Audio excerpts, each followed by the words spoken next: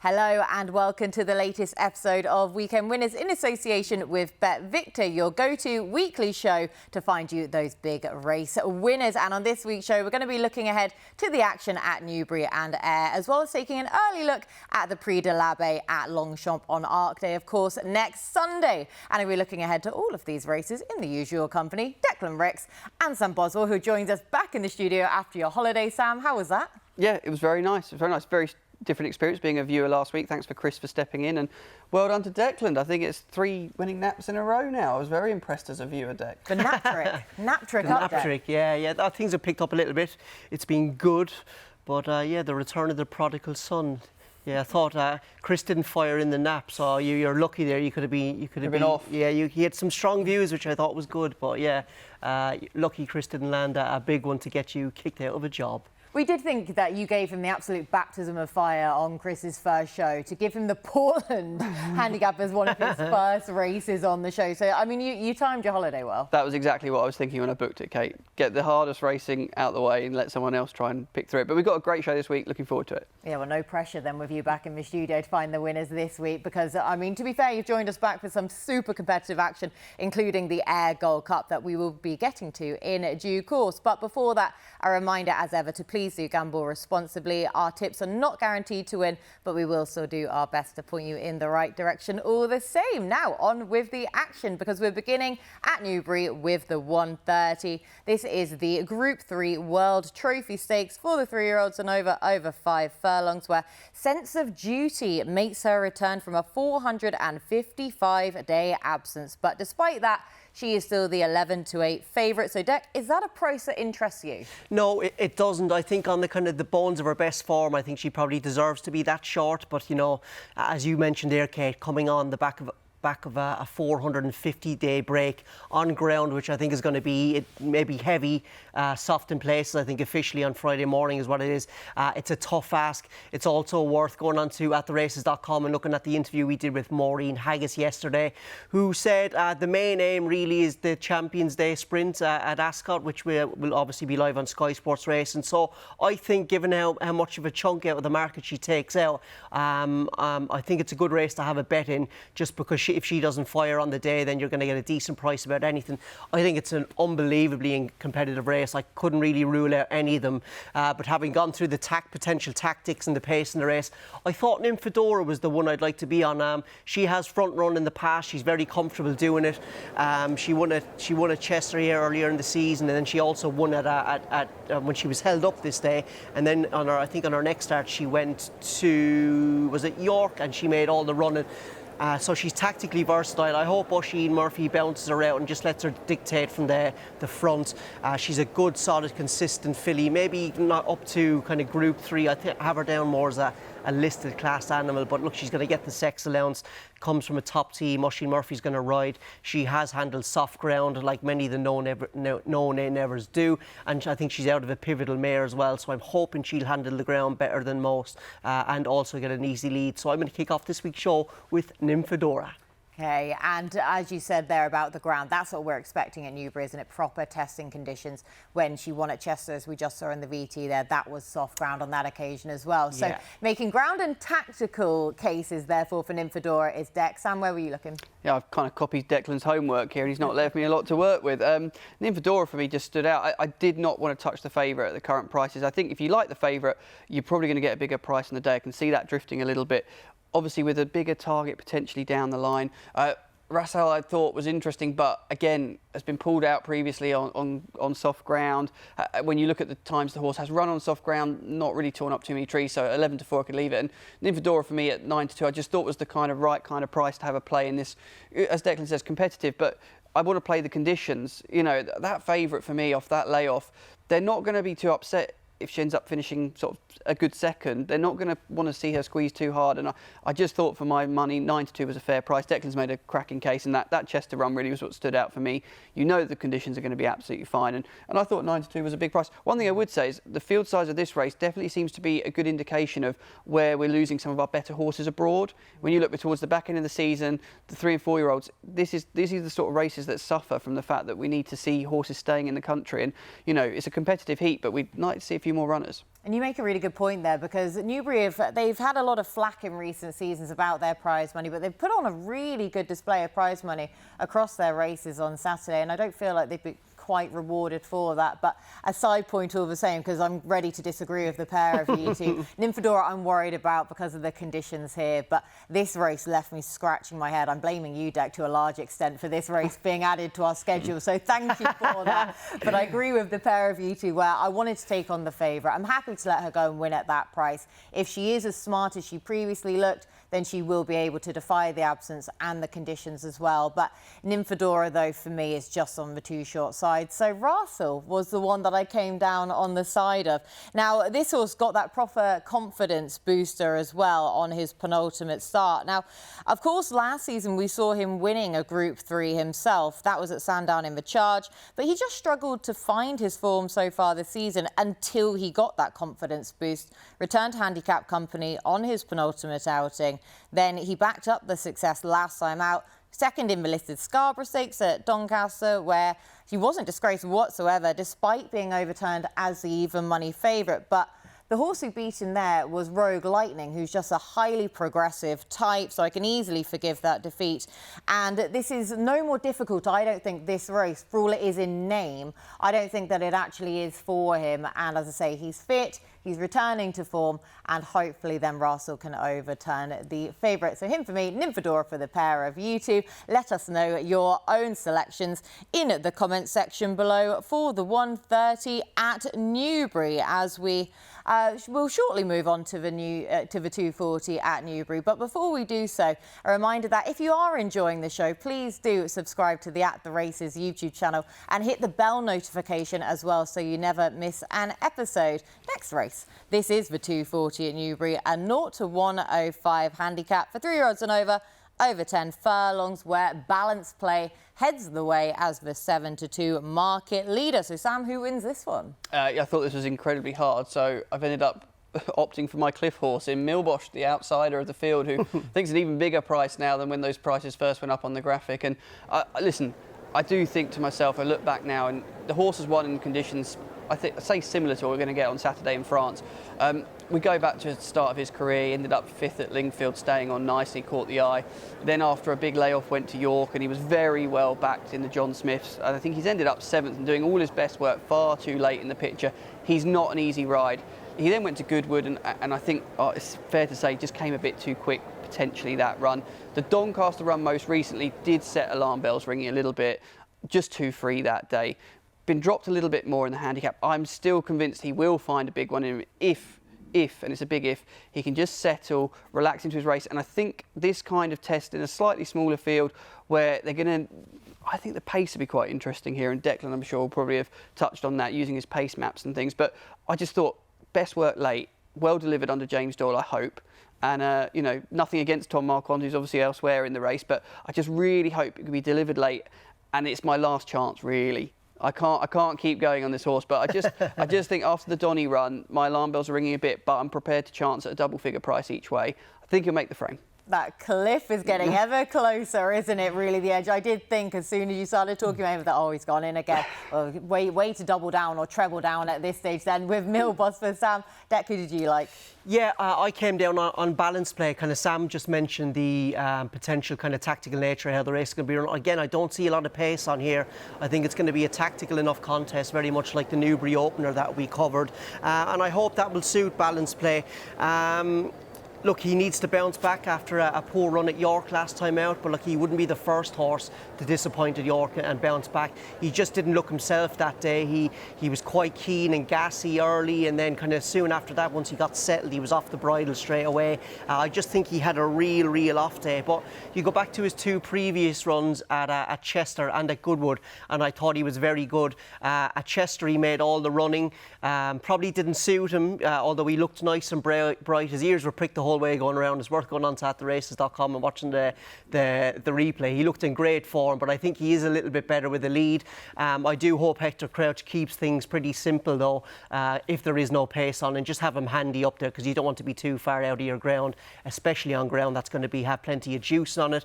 We know he handles very soft ground, or soft ground at least, because he bolted up at Goodwood earlier in the season as well. And I think if he comes back to that kind of form, he'll take a bit of beating. He's still very lightly raced, this guy. You know, he's only had, I think, 6 career starts. He's made up for lost time this season, but yeah, if he can forgive that York form, I think he'll go very well. And the other thing I'd say about him as well, I think he's got a lovely way of going kind of for conditions.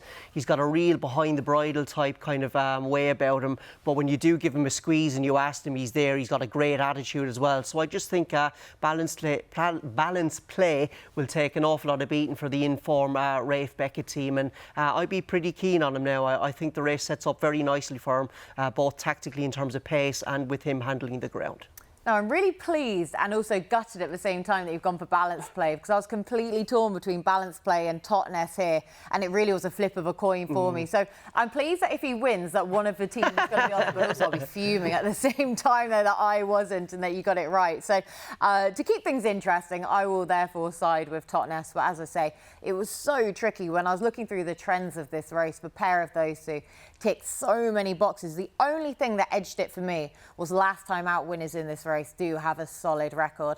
That's exactly what Totnes is, and that was a Racing League contest, of course, and so super competitive as well that race was, and she managed to defy the £7 rise for that. That was on her return to the turf. You can see sporting the colours of Team Scotland on this occasion as well. Now, the handicapper hasn't missed her here with an £8 rise, but she's fine on slower ground for all that she hasn't ever tried what we're perceiving to be this soft, but she's a super progressive filly who I really want to keep on side as well. And Totnes then to hopefully keep up the last time out winners' good record in this. And what I would say as well, you touched on the trends there, Kate. 3 and 4-year-olds have really dominated this race over the last decade, but there's no 4-year-old in the race. And our 2 horses are 3-year-olds. Yes. But Sam's gone really brave and gone for a 5-year-old. Oh, going for the older, the cliff horse, the stats are against me, everything, Dec. Cheers. You know, really helped me. Exactly. Thanks, Dec, for well, to be fair, the pair of you two agreed too much in the first race. Yeah, so it's about time that we started, getting the stuck gloves in. are off, just like Joe Joyce, is it? Yeah, Joe Joyce. We're sponsoring him on Saturday, Dec. You Lovely get a free plug. ticket, is that what you're after? Yeah, I'm not after a free ticket. Yeah. We'll see. Ringside, right, we've had the plugs for the At The Races website for Bet Victor again. Dec is ticking every single company box today. Very well done. You will return next week for episode 35. Mucho gracias. But as we get back on track, just to reiterate who we sided with, I'm with Totnes. Mill Bosch for me, once more into the cliff. Once more, Dec. Balance play for me, please. Really keen on them. Right, they are our 3 selections then for the 240 at Newbury as we move on to our next race. Again at Newbury, this is the 3:15. This is the Group 2 Mill Reef Stakes for the 2 rods over 6 furlongs. A pretty open contest, really. A race won by some smart types in the past. But Dec, who wins it this time around? Yeah, this is going to be a tough examination now for 2-year-olds, given the ground and time of year. And tactically, this race is going to set up in complete contrast to the 2 previous races that we've covered. You know, you've got Matters Most drawn in 1, Red Zone in 4, Spanish Phoenix in 5, and 7, Questions in 8. They all like to go forward, and I think this race will be really well run. So the best horse is going to win, and I think that best horse is Mr. Sketch. He's been impressive in 2 starts. He made a lovely debut over this course and distance at Newbury 2 starts back, and then last time out he went to Salisbury and absolutely bolted up. Now, it probably wasn't the best race in the world, but he won it by a long way. And I've just been looking at kind of going over the videos, and the one thing I've always had in my notes about him is it looks like a horse who's crying out for pace, and he's going to get that here. Now, the ground is obviously the main worry, isn't it? We don't know how these 2-year-olds are going to handle this ground. You know, a lot of them are quite unfurnished, probably still got lots of strengthening to do, and he does fall into that bracket. But there was so many kind of exposed sorts in here. I thought, you know, he was one of the least exposed in the field. Doesn't have to carry a penalty, and he'll get the pace set up. So I think that will bring out the best in him. what was the final point I wanted to make? Yes, he's by territories and he's out of a Dark Angel mare. I think on both sides of that sire line there, that would give you plenty of hope that he will handle the ground. But as ever, we need to see him go and prove it. But I just thought the race set up very well for him. And so, yeah, I'll side with the Eve Johnson Houghton trained Mr. Sketch in the Mill Reef. OK, so Deck going for an unexposed type in here. Sam, were you going more exposed, lesser exposed? Where were you looking? I'd usually end up going for the more unexposed, I think, traditionally, but I think there's so many questions to answer about a few in here. There's no questions to answer, though, about 7 questions who runs here off the back of, I thought, a really fair run on the all-weather at Kempton. Definitely caught my eye, drawn badly that day, and ended up still just being beaten just ahead. Had Ari in behind that day as well, who reopposes here, and I can see no reason why George Scott's horse will be overturned and that form will be reversed. George Scott obviously won the race in 2017 with James Garfield, and the profile of the horse he won it with was actually quite similar to this horse as well. Had plenty of experience, had run a fair few times in comparison to some of the others in the field. He's having absolute great time of things, the trainer at the moment. The horse has won a soft ground at Ripon, which gives me confidence that I know that box is ticked, and I appreciate the favourite may well show that the horse can handle it, but I know my selection can, and at 100 to 30, I think just might go a little bit shorter. I thought I'd sooner be siding there in a match bet. If I had to take on the favourite, I'd be leaning towards the slightly bigger priced individual. And a nice tenuous link to your intro as well then, with 7 questions, no questions to answer therefore for you in this race. Now again, we're going for a third and different selection in this race now that we've come to mine as well, because I'm with Hartem. I couldn't believe the price I was getting about him in this race, where he's just been dismissed on the back of one run last time out, really, when he was 9th of 10 in the Gimcrack. But it was an interesting move switching him back to sprinting on quick ground as well. But I don't think it was a trip that beat him last time out, but instead it was a good to firm going. He didn't let himself down on the ground. You can see the knee action that he's got in this video here. I think he wants ground with a bit of give in it. So I'm not put off by him trying 6 furlongs again here, especially on the slower ground, which will hopefully bring his stamina into play.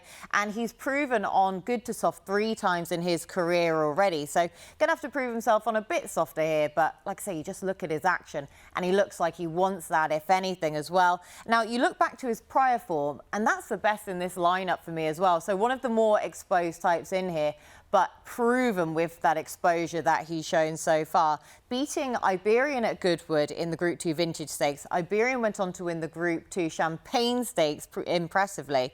Prior to that, he was second behind City of Troy, who remains one of the most exciting horses around. 5th in the Group 2 Coventry at Royal Ascot, beaten less than 3 lengths. So all the form adds up. I can forgive last time out, and I didn't expect to be getting that price about him either. So Hartem for me, Deck. Mr. Sketch for me, please. And Sam. 7 questions for me. Okay, again, do let us know your own selections in the comment section below as we move on to our final race in this part of the show. And we're heading up to Ayr for the feature race on Saturday. This is the Ayr Gold Cup, a heritage handicap for 3-year-olds and over 6 furlongs at 3.35. And it is 8-1 the field. Orazio heads away, but Sam, surely this is a race right up your street. So who did you land on? Yeah, I suppose these big field handicaps, us bookmakers love them, don't we? And you're going to need, I think, all the help you can get with the extra places. There's a short list of about 7 I had. Favourite, very well respected, understand why he's in there at 8-1. Summergan's going to have to defy a trend. 1931, Kate, you've got to go back to for the last back-to-back winner of this race. So, and quite a few have tried it. Bielsa, obviously, in there at 12-1, ticks plenty of boxes. Previous win of the race back in 2021 as well. But I've actually gone for a horse not even on the graphic. I've fallen, again, a bit of a community cliff horse. Today. Yeah, Lethal Levi. I mean, listen, Carl Burke's in great form. Drawn low, and a few people might question that, but you go back through the form book, 2016, 2015 and 2017, the 3 winners of that, Brandon, Don't Touch and Dojon Triumph, all came from single-digit draws. So I don't think the high draw is as essential as potentially we look at it and assume, just because recency, the most recent winners have come from there. Listen, the horse has been dropped a couple of pounds. He's had a bit of a frustrating season. He's not quite gone in, but I did think the most recent 2 runs showed a bit more like his old kind of spark was there. The yard of banging form, and I just really fancy it 33-1. I just thought it's a great each way price. Extra places on the race as well. So I'm going to give him one last chance. He's going to probably be done for the season fairly soon as well, so I'll at least not have to keep going in. It's glutton for punishment weekend for Sam on this show. Now, Lethal Levi, a horse deck we've all got history with. We do. Have you jumped off of the bandwagon as well, or are you joining Sam again? I think Sam's got the right trainer, but the wrong horse. Oof. Carl Burke is the man I want on my side, but I'm going to go with the 4-year-old filly. Sorry, is it the 3-year-old filly or 4-year-old filly? Can't remember. She's a filly anyway, and she's quite young. Hopefully still progressing, and that's going to be Fast Response. Interesting what Sam said there about the draw. She's drawn in 3, but there's loads of pace down low. There's Bielsa, Lethal Levi, Pause for Thought, Guido, Desert Cop. They're all drawn in single figures, so I'm hoping if she does lose, it won't be the draw that beats her. Look, she's a really tough, consistent and classy mare who loves juice in the ground, and we're hopefully coming into her time of year now. She really thrived in the back end of autumn last season, and I'm hoping it's going to be a similar case for her here. I think that the key to her winning actually could be the £7 claimer, Brandon Wilkie. He's done really well for the Carl Burke yard. I think he's had a 27% strike rate for the yard, and I also think 27 is the magic number because that's the current strike rate the Carl Burke yard is operating at. So yeah, I thought Fast Response, especially if they get any more rain, I think it's good to soft officially there at the moment, but I thought the times were pretty slow yesterday, so I'm going to say let it rain, and you know, let's get it on with Fast Response. Did it rain in Scotland? I mean, who would have thought, to be fair now? But we know how well Ayr drains, so I'm hoping it's going to be quickening up and it's not going to be quite soft enough for your filly who, like you say, if it was soft ground or if it was even at Newbury, goodness me, she'd have some chance in conditions. But I was quite slightly frustrated with this race because I ran all the trends again for it, and whenever I run the trends and it brings me back to the favourite, I'm always really frustrated because it just sounds like such an obvious selection then. But Orazio was the one who came out on top on all of the trends as well. Are those the Orazio colours you're sporting today as well? You know what? This is another one that I've managed to completely fluke, just like the final night of Racing League. Hopefully I'll fluke it a day early then for Orazio here as well. A really likeable horse. Now, he did disappoint last time out when well backed in the Stewards Cup at Goodwood. Conditions were just awful though, as we know, and he went into that race as an unexposed type.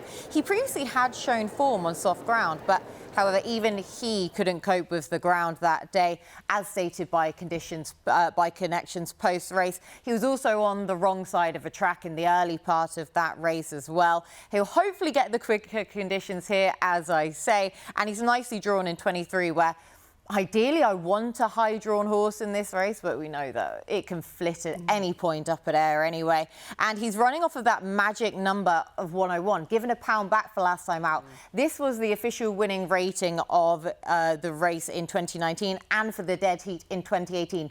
Both of the horses who dead heated for the win there rated 101. So that's the magic number I was really looking for. Orazio runs off of that. Hopefully he can bounce back from last time. I've got to say, I do love when Kate runs the trends. I've got this supercomputer at home, and yeah, she's just, it's all kind of Rain Man kind of stuff going on. Yeah, I was going to go more Dexter's Laboratory, to be honest with you, but that's my own mental state though. Yeah, get the glasses on, run the trends, get the Excel sheets up and find a loser. That's basically the golden rule then. So Orazio, I'll also be cool keeping Ramazan on side though. I do like his price as a bigger price one, as well as another long shot, but I'm going to talk about that horse later on, so building the suspense for that. But Orazio for me, Deck. It's going to be Fast Response for me, please. Perfect. And Sam? First time visored Lethal Levi to redeem myself, 33 to 1 each way. 33 to 1, a nice price then about our absolute cliff horse from this show. He's basically sponsoring the show at this point. But that is everything from us in this section. Now we're going to be heading over to the Skypad to take an early look at the Prix de l'Abbaye, as well as giving you our best bets for the weekend. Now, of course, the big sprint on Arc Day is the Prix de l'Abbaye, where we get to see Highfield Princess out again as she bids for that elusive Group 1 success from this season. But Sam, what's your play at this stage? It's going to be her, Kate. 3 to 1, I think, is a cracking price. And it probably all comes down to the fact that for the first time in a long time, especially this season, she was a little bit underwhelming at the Curragh, but The good news is, if you're like me, you want to get back involved, we've got a bigger price than we probably would have got had she run in the first 3, and there are excuses for that. Checked out afterwards, vet suggested she could have been in season. If you look at the start as well of that race at the Curragh in the Flying 5, she was just a bit awkward away. And then to end up 5th actually was probably a better run than the bare result finish. And I had to remind myself and went back and watched the replay and actually thought, oh, that's actually, all things considered, it was a strange race as well in terms of the result. The front 3 were all massive prices. She's been mega consistent. She's travelled well abroad before. I know it's only France, but still it is a different experience having gone over and won. Versatile on the ground. I don't need to sit on weather watch and panic if we get unseasonably nice weather or if we get the traditional wet stuff that tends to happen at that ARC meeting. There's just so many reasons to be with her, and I'd love to see her go out the bank. She seemed to get better as the season went on previously. The Goodwood run, where she finally got her head back in front again, was fairly recently. There's a lot to like about her chances. I know she's 3-1 at the front, the betting, but we know this is the target and she's going for it. Touchwood sounds like all fit and well from a recent post on attheraces.com, which I was reading. Well put together, Declan. So I'm really happy with my selection at 3-1, and I know she's going, which is the main thing. Yeah, which is a massive thing when we're talking about anti-post betting, isn't it? Is what is actually going to be running. But Highfield Princess, I mean, Declan, no one would begrudge her any sort of win whatsoever in this. It would be wonderful to see. But from a cold, hard punting perspective, where are you looking? Yeah, I thought this was a tricky race to get to grips with, kind of from an anti-post perspective. I just thought kind of you look to the head of the market, you know, Highfield Princess, like she's still running very well in good races, but she hasn't come back to the same level that she did last year, although she has been getting better with each start. And, you know, she probably, like some fillies and mares, thrives at this end of the season. Bradsell was also disappointing last time out. They blamed the ground. Who else there? Azure Blue as well hasn't been seen since the July Cup, and I think it picked up a little niggle. Is she going to make it? And then Relief Rally, I think, was 3rd favourite. She's not going to run. She's going to go in the Shively Park. So I've actually gone for a home contender, which was a bit of a surprise to me. But Vive la France and all that, LA. And it's going to be Coir de Pierre, who was 2nd in the race last season. Now, he can be a little bit hit and miss, this fella, but he definitely saves his best for Paris Longchamp. I think there he's run 4 times and he's got form figures of 4, 2, 3 and 1. And this VT that we're watching here, this is him winning on Arc Trials Day a couple of weeks ago. So he comes into the race in good order. I do think he's pretty, like Sam said, kind of another factor in anti-post betting is kind of ground versatility. I think he's pretty ground versatile. He ran well in the race last year when it was very soft. But I would say that straight track at Paris Longchamp never really gets bottomless, not like the round track there. So if it does get really, really heavy, I don't think it'll bother him because the straight track doesn't ride as slow. And if it does kind of quicken up like the weather intends it will do, that'll suit him well because he's a good moving horse as well. So yeah, Vive la France for me in the Abbaye. You haven't been saying that with the rugby recently, to be fair, but you're happy to say it though when we're talking about Paris Longchamp for now anyway. To be fair, I just wanted to shout for one horse next week, LA. So and this was the lad I came down on. So that's the one then for you, Coeur de Pierre. Now, we talk about the weather. It's typical, isn't it, where we anticipate the ARC meeting with soft ground, with rain coming into it. So I thought, ideal, Verdream. Verdream's been aimed at this race. She'll love bottomless ground. But then you look at the long-range forecast and it looks dry. It's just typical, isn't it? But there are still showers about. I mean, it's not exactly going to be rattling over there, is it? Well, I'd be very surprised anyway, given autumn dew around in the mornings for notion of French Clarks, preferring slower conditions.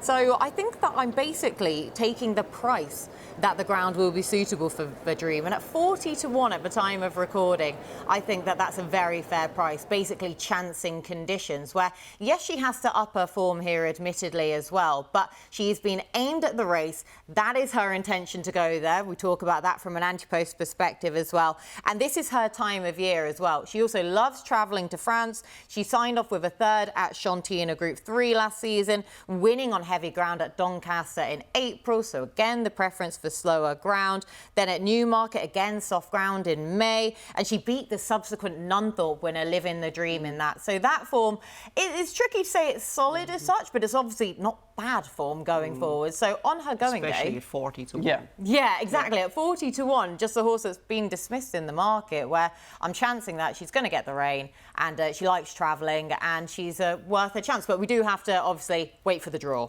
Massive, isn't it, for the Abbaye? So we will wait to see how that unfolds. But they are our selections, though. It's the dream for me, Dec. It's going to be Croix de Pierre for me.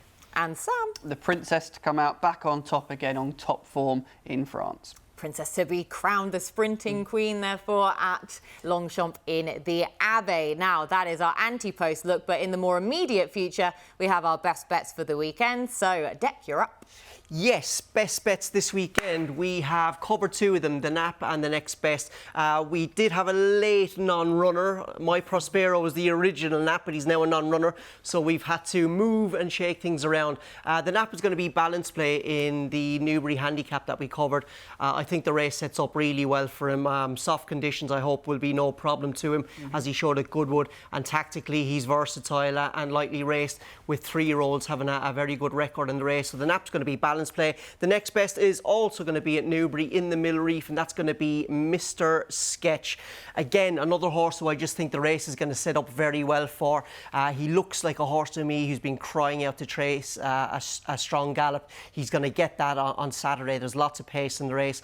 Hopefully, Charlie Bishop just rides him like he's the best horse in the race, full of confidence, and hopefully as well he handles the ground on both sides of the pedigree, being by territories now of a Dark Angel mare. I would be hopeful, but no more than that. And then the long shot is going to go. I'm going to have a 2-pronged approach in the Ayr Gold Cup. That is going to be Mr. Wagyu.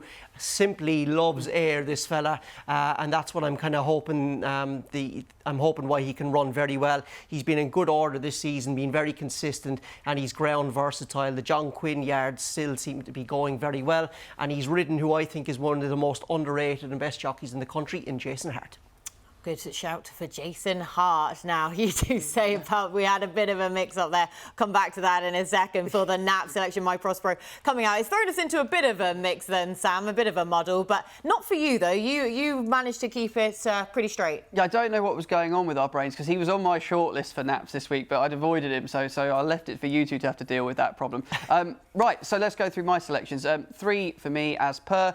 We kick off now. It's been a fantastic week of racing at Listowel. Bit of a plug for them. If you've never been, it's the most underrated racing festival around. Make sure you get over at some stage next year, book it. But in the bumper, Willie Mullins had an absolutely fantastic summer with bumper runners, and one of those that's run really well for him is I Will Be Bay, who is a really curious horse, should really have 3 1s next to the horse's name because of the fact that got demoted at Punchestown on his first start for Willie Mullins in a bumper, ended up second because of interference. Has since won at Galway in a really competitive race.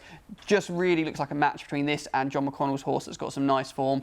Might not be much of a price. If you want to double it up and get a bit of value, all you need to do is back Joe Joyce, Bet Victor sponsored boxer. He's even money on Saturday night because I think he'll win as well. I was going to make him my Nap, but I wasn't allowed. My next best is going to be 7 questions. We've spoken about the Mill Reef Stakes, and I just really do think George Scott's horse here will just continue to kick on. Got plenty of good form to his name, and I think at 130 a fair price. And then finally, Lethal Levi's got to be my long shot, hasn't he? He's now 28 to 1, I believe. We'll go with him each way. Listen, he's drawn low, but Declan's already said there's plenty of pace down low. We're going to hopefully see that trend reverse back to low numbers being where we want to be. Carl Burke couldn't be in better form. Fingers crossed we can hit the goal with a few of those this week. 28 to 1 for the long shot. Now, it would have been fascinating if you could have had your nap. We've all gone a bit rogue with our naps. Dec and I, not intentionally rogue with our naps, because I was also with My Prospero as well, but literally minutes before we came on to record this, he was a non-runner. So we've had to do a little bit of mixing up. So my next best is now my nap. That is Hartem in the Mill Reef. The Group 2 over 6 furlongs comes up at 3.15 at Newbury. I really like his price here. He has the best form in the book of these, and I can forgive his run last time out on ground. That was too quick. So I think he's worth chancing again over 6 furlongs on testing ground, which will hopefully bring out his stamina as well as his experience. So Hartem now the nap. The next best bet is going to be my main selection in the Ayr Gold Cup at 3.35, and that's Orazio. Hopefully the nice high draw of 23 will come to the fore, given a £1 back for a disappointing run last time out, which I can forgive in in the Stewards Cup at Goodwood. Conditions were just awful there, so he's pretty ground versatile, but I can easily forgive any horse for disappointing on that ground. Running off with the magic number of 101 as well, so Orazio as the next best bet, and then my long shot comes in the same race in the Ayr Gold Cup, again at 3:35 at Ayr, and that is Montasive. Now, I spoke earlier on about the trends for the race, and the biggest price horse of the three that ticked most of the trends was Montasive, a winner over 7 furlongs in May before taking on 2 tough 7 furlong handicaps. And again, last time out, 8th of 25 in the International Heritage Handicap over 7. But he finished 2nd of 14 in his group. He was on the wrong side, didn't get a clear run through, shaped as though this mark was feasible for him, provided all things drop right for him. Dropped £1 for that latest effort, back on the magic mark of 101 now again. And I'm not really a fan of his draw in 10, but at least it gives him options anyway, middle of the pack. And I'm keen to see him over 6 furlongs for just the 2nd time in his career after winning on his debut. So that is also my best bets then. And that's everything from us on this week's show. So a big thank you to Dec and to Sam for all of their hard work as per usual. A big thank you to you at home for watching and for getting involved as well. We'll be back at the same time next week to preview more of Arc Weekend from Paris Longchamp.